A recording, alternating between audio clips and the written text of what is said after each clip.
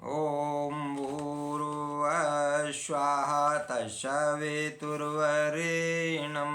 भर्गो देवस्य धीमहि धियो यो नः प्रचोदयात्। ॐ परमात्मने नमः। गुरुर्ब्रह्मा गुरुर्विष्णु गुरुर्देवा महेश्वरा गुरुरेव परब्रह्म तस्मै श्रीगुरुवे नमः। अखण्डमण्डलाकारं व्याप्तं येन चराचरं तत्पदं दर्शितं येन तस्मै श्रीगुरुवे नमः। मातृवत् लालित्री च पितृवत् मार्गदर्शिका नमस्तु गुरुसत्ताय श्रद्धा प्रज्ञायुता च साय सादर्श रूपाय चेतनामुच्च भूमिकां निजेन बलिदानेन त्यागेनोद्भावयन्ति ये आत्मसन्तोषमा साध्य लोक सम्मानमेव च देहानुग्रहलाभं च कृत्या भवन्ति ते। आदर्श और साहस के धनी अपने त्याग बलिदान से उच्च स्तरीय चेतना उत्पन्न करते हैं और आत्मसंतोष लोक सम्मान तथा देवी अनुग्रह के 3 लाभ एक साथ प्राप्त करते तथा धन्य बनते हैं।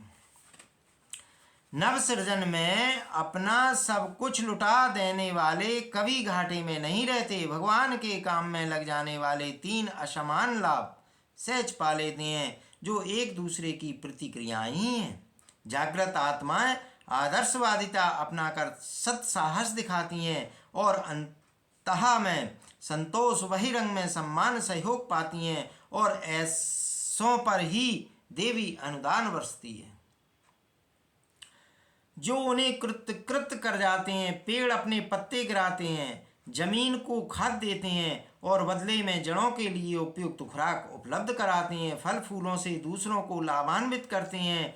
यह परमार्थ व्रत आज भी चिंतन धारा के अनुसार तो मूर्खता ही ठहराया जाएगा और व्यंग उपहास का ही कारण बनेगा, किंतु पर्यवेक्षकों को इस निष्कर्ष पर पहुंचने में कोई कठिनाई नहीं होनी चाहिए कि विश्व व्यवस्था में ऐसी परिपूर्ण गुंजाइश है कि परिमार्थ परायणों को लोक सम्मान ही नहीं देवी अनुदान भी अजस्त्र परिमाण में मिलते रहें। पेड़ों को बार बार नए पल्लव और नए फल फूल देते रहने में प्रकृति कोताही नहीं बरतती।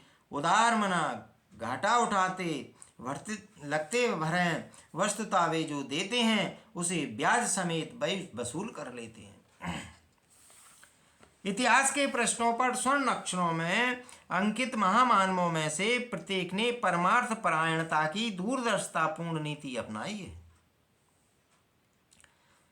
वे बीज की तरह गले और वृक्ष की तरह बढ़े हैं। इस मार्ग पर चलने के लिए उन्हें प्राथमिक पराक्रम यह करना पड़ा कि संचित कुसंस्कारों की पशु प्रवृत्तियों से जुड़ो और उन्हें सुसंस्कारी बनने के लिए पूरी तरह दबाया दबोचा और तब छोड़ा जब वे भी बोल गईं और संकीर्ण स्वार्थपरता से ऊंचे उठाकर आदर्शवादी परमार्थ प्रवृत्ति को अंगीकार करने के लिए सहमत हो गए। पन्ना दास का सत्साहस बनवीर को कुछ समय के लिए राजा बनाया गया था, किंतु उसके मन में सत्ता का लोभ आ गया। उसने बालक उदय को मार डालने का षड्यंत्र रचा। पन्ना दहाय जिस पर उदय की रक्षा का भार था ने उदय के स्थान पर अपने बच्चे को लिटा दिया। उस बच्चे की हत्या हो गई, पर पन्ना दहाय के इस उत्कृष्ट आदर्श और त्याग भावना ने मेवाड़ वासियों को नई चेतना प्रदान की। उन्होंने बनवीर के शासन को उखाड़ फेंका। आदर्शवादिता के मार्ग पर छोटे बच्चे भी चल पड़े तो भी उससे उत्पन्न शक्ति इतनी प्रचंड हो पड़ती है जिसे रोकना शक्तिशाली के लिए भी कठिन हो जाता है। गुरु गोविंद सिंह के बच्चे गुरु गोविंद सिंह ने अपने 16 वर्षीय बड़े पुत्र अजीत सिंह को आज्ञा दी कि तलवार लो और युद्ध में जाओ। पिता की आज्ञा पाकर अजीत सिंह युद्ध में कूद पड़ा और वही काम आया। उसके बाद गुरु ने अपने द्वितीय पुत्र जोझार सिंह को वही आज्ञा दी। पुत्र ने इतना ही कहा, पिताजी प्यास लगी है, पानी पी लूं? इस पर पिता ने कहा, तुम्हारे भाई के पास खून की नदियां बह रही हैं, वहीं प्यास बुझा लेना। जो जोझार सिंह उसी समय युद्ध क्षेत्र को चल दिया और वह अपने भाई का बदला लेते हुए मारा गया। इन बच्चों के बलिदान से सिखों में ऐसी आग पैदा हुई कि दुश्मनों को अपना खेमा उखाड़ते ही बना। आदर्शों से जुड़ने वाले नरपुंगव देवी अनुग्रह के पात्र किस प्रकार बनते हैं, उसका प्रत्यक्ष उदाहरण आदि शंकराचार्य, स्वामी दयानंद, मीरा, स्वामी विवेकानंद, स्वामी रामतीर्थ एवं तुलसीदास जी हैं। इन्होंने प्रतिकूलताओं से संघर्ष हेतु साहस दिखाया। यह देवी अनुग्रह ही था जो उनके अंतःकरण में प्रेरणा के रूप में उभरा एवं आदर्शवादी उत्कृष्टता से जुड़कर बदले में उन्हें यश सम्मान भी दे गया। भगवंतं ततो नत्वा वांछा साम्यम विचार चा प्रज्ञा पुराण संदेशुम मुपदेष्टुम जनम जनम जागृतात्मन प्रज्ञा अभिमान मार्गे नियोजिते जितुम संकल्प्य धरणिमायात प्रसन्न हृदय स्थिता सप्तशीर्णाम तपोभूमि ब्रह्मयात गत्कलमः युगांतरचिते रूपे विश्वव्यापी बभुम चाहा। नारद ने भगवान को नमन किया और उनकी इच्छा में अपनी इच्छा मिलाते हुए जन जन को प्रज्ञा पुराण का संदेश सुनाने, जागृत आत्माओं को प्रज्ञा अभिमान प्रयासों में लगाने का संकल्प लेकर प्रसन्न हृदय धरती पर उतरे। सप्त ऋषियों की तपोभूमि में थोड़ा विश्राम करके वे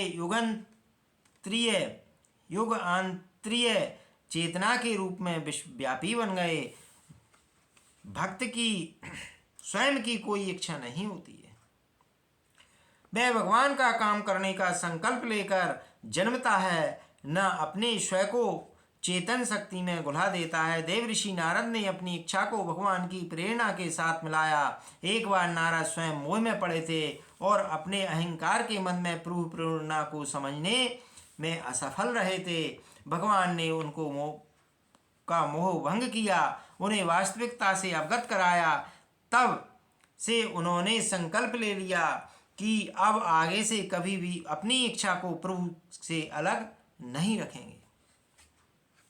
नारद मोह। एक बार नारद को काम वासना पर विजय पाने का अहंकार हो गया था। उन्होंने उसे भगवान विष्णु के समक्ष भी अभिमान सहित प्रकट कर दिया। भगवान ने सोचा कि भक्त के मन में मोह अहंकार नहीं रहने देना चाहिए। उन्होंने अपनी माया का प्रपंच रच दिया। 100 योजन वाले अति सुरम्य नगर में शील निधि नामक राजा राज करता था। उसकी पुत्री परम सुंदरी विश्वमोहिनी का स्वयंवर हो रहा था। उसे देखकर नारद के मन में मोह जागृत हो गई, मोह वासना जागृत हो गई। वे सोचने लगे कि नृप कन्या किसी विधि उसका वर्ण कर ले। भगवान को अपना हितैषी जानकर नारद ने प्रार्थना की। भगवान प्रकट हो गए और उनके हित साधन का आश्वासन देकर चले गए। मोहवश नारद भगवान की गूढ़ बात को समझ नहीं सके।